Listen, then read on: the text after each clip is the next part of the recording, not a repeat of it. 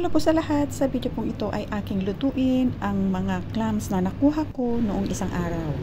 Ito yung mga clams na nakuha ko at ibinabad ko na siya overnight. Igigisa ko siya sa bawang at saka ng black beans. Yan, upang masiguro na malinis na ang mga clams, pakukuluan ko siya sa tubig at kapag ito'y bumuka na ang mga clams ay atin siyang iset aside. So far ay malinis na ang mga clams. Ayan, sa aking kaserola ay igisa ko na ang bawang at saka ng black beans. At kapag ito'y mabango na at lumabas ng kanyang aroma, ay ilagay ko na ang mga clams.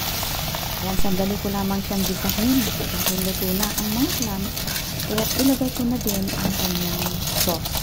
Ayan, ang sauce na aking ginamit ay pinaghalong oyster sauce, corn flour, kaunting sesame oil, at saka kaunting black pepper. Ayan, hahaluin ko lamang siyang maigi hanggang sa makoated na ang lahat ng mga clams ng ating sauce.